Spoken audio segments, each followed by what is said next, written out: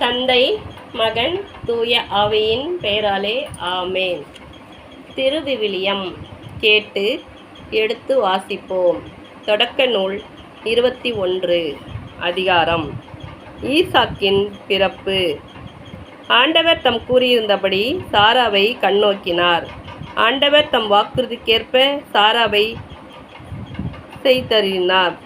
சாராவுக்கு செய்தருளினார்.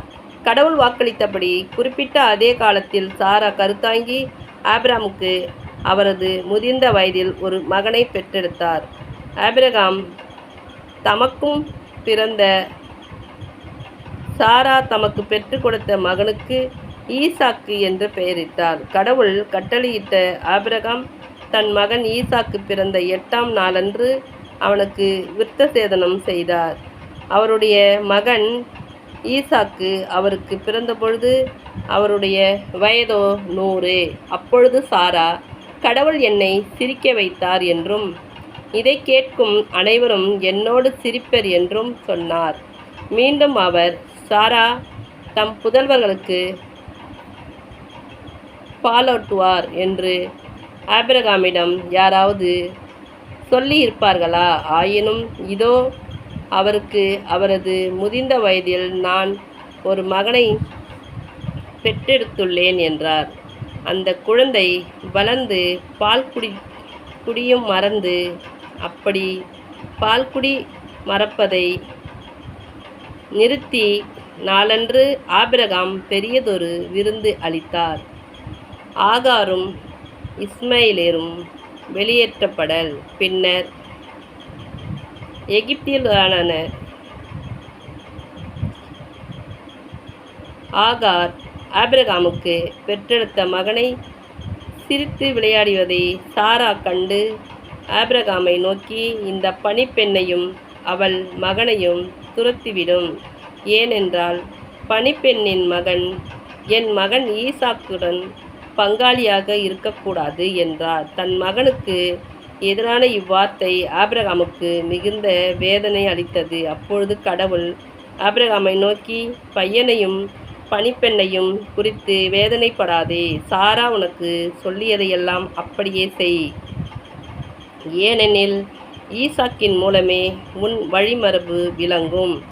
உன் பணிப்பெண்ணின் மகனும் உன் வித்தாய் இருப்பதால் அவனிடமிருந்தும் இனம் ஒன்று தோன்ற செய்வேன் என்றார். எனவே ஆபிரகாம் காலையில் எழுந்து அப்பத்தை தோற்பையில் நிறைய தண்ணீரையும் எடுத்து ஆகாரிடம் கொடுத்தார். அவற்றை அவள் தோல்பை மேல் வைத்து குழந்தையையும் அவளுடன் அனுப்பி வைத்தான். அவளும் புறப்பட்டு போய் பேயேர்செப என்ற இடத்தில் பாலை நிலத்தில் அலைந்து திரிந்தாள். தோற்பையிலிருந்து தண்ணீர் தீர்ந்த பின் அவள் புதர் ஒன்றின் அடியில் குழந்தையை கிடத்தினாள். பின்பு அவள் முன்புறம் சென்று அம்பு ஏறி தூரத்தளவில் உட்கார்ந்து கொண்டாள். குழந்தை சாவதை பார்க்க சகியேன் என்று கூறி முன்பிருந்தபடி கொண்டே கூக்குரலிட்டு அழுதாள். அப்பொழுது கடவுள் பையனின் அழுகுரலை கேட்டார். ஆண்டவரிடம் தூதர் வானத்திலிருந்து ஆகாரை கூப்பிட்டு, ஆகார், உனக்கு நிகழ்ந்தது என்ன? அஞ்சாதே, ஏனெனில் கிடைத்தி இருக்கிற இடத்தினின்று பையனின் அழுகுரலை கேட்டு கடவுள் கேட்டருளினார். நீ எழுந்து பையனை தூக்கிவிடு, அவனை உன் கையில் பிடித்துக்கொள், ஏனெனில் அவனிடமிருந்து பெரிய இனம் ஒன்று தோன்ற செய்வேன் என்றார். அப்பொழுது கடவுள் அவள் கண்களை திறந்துவிட அவள் நீருள்ள கிணற்றை கண்டாள். அவள் அங்கு சென்று தோற்பையையும் நீரால் நிரப்பி பையனுக்கும் குடிக்க கொடுத்தாள். கடவுளும் பையனோடு இருந்தார். அவன் வளர்ந்து பாலை நிலத்தில் குடியிருந்தான். அம்பு எய்வதில் வல்லவனானான்.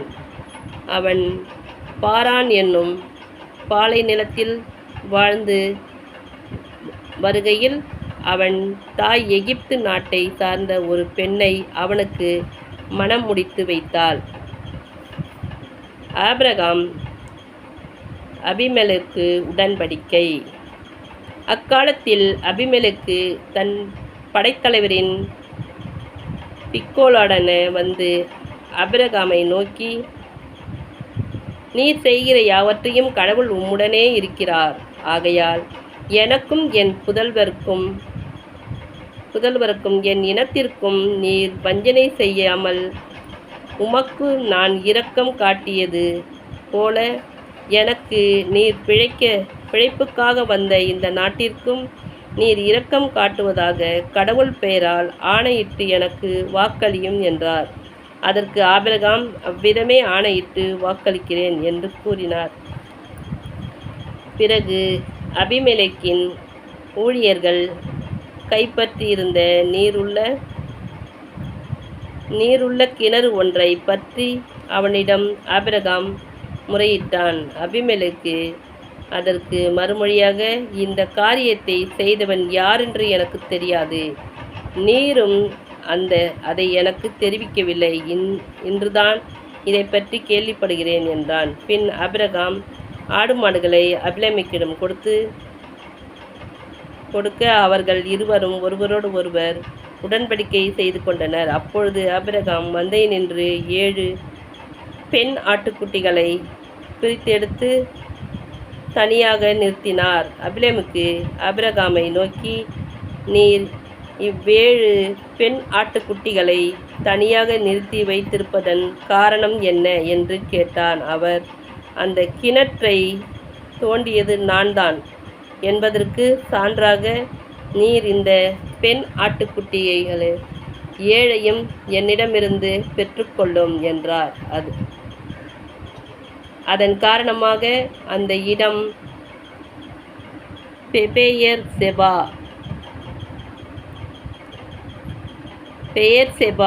என்று அழைக்கப்பட்டது. பெயர்செப ஏனென்றால் அவருக்கு இருவரும் ஆணையிட்டு வாக்களித்து கொண்டான். இவ்வாறு பெயர்செபாவில் உடன்படிக்கை செய்து கொண்டார்கள்.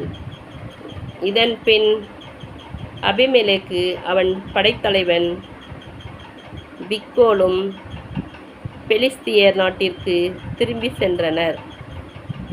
ஆபிரகாமோ பெயர்செபாவில் ஏசல் மரத்தில் நட்டு அங்கு என்றும் வாழும் இறைவனாகிய ஆண்டவரின் திருப்பெயரை தொழுதார். அவர் பெலிஸ்தியர் நாட்டில் நெடுங்காலம் குடியிருந்தார்.